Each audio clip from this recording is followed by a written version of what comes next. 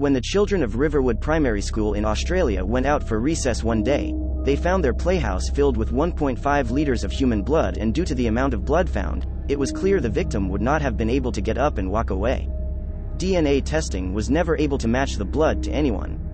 But when a man was spotted burning blood-soaked carpeting, towels and flooring along the roadside, people became suspicious. The man fled the scene and got away, triggering an investigation that closed Peasley Canyon Road near West Valley Highway, frustrating commuters who use the busy roadway.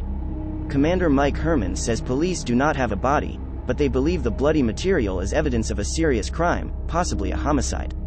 It's highly unusual and very suspicious, added Dave Colglazier of the Auburn Police.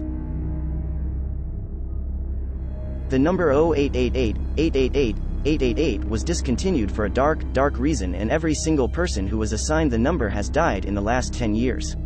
2 of these deaths were mob bosses who probably had it coming, but phone companies still do not like those odds.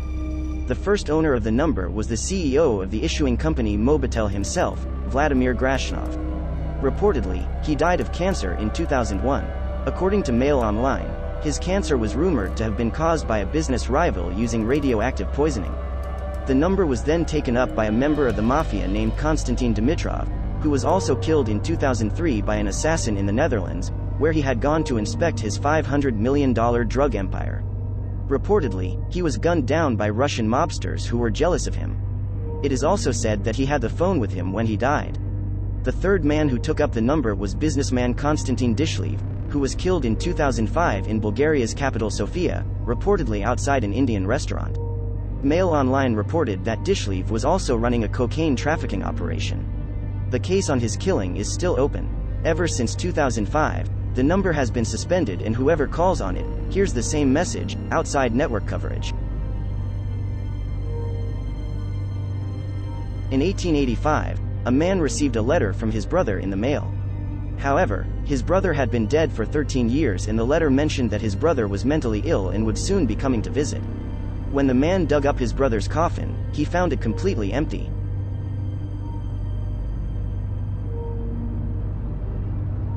Locals warned Soviet archaeologists that if they took the skull of Timur, one of the great Mongol conquerors, it would lead to war, but they took it anyway, and the next day was June 22, 1941, the day of Operation Barbarossa, the Nazi invasion of the Soviet Union. Hundreds of thousands of Russians died in just a few short weeks.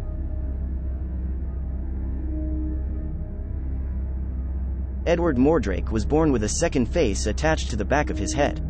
The second face could not speak, but could laugh and cry separately from Edward's emotions, and Edward called this face his devil twin. He killed himself at 23 after doctors refused to remove it from his skull. Of course, this story is totally fiction. It was written by an author named Charles Lowton Hildreth. He was a poet and science fiction writer. His stories tended toward the fantastical and otherworldly, as opposed to articles based in reality.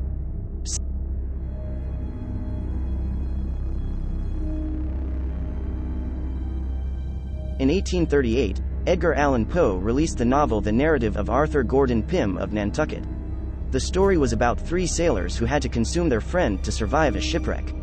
Little did Poe know that this story became a reality some years later, and in 1884, 3 sailors actually became shipwrecked and were forced to eat their friend, who eerily had the name of Richard Parker, the man eaten in the story.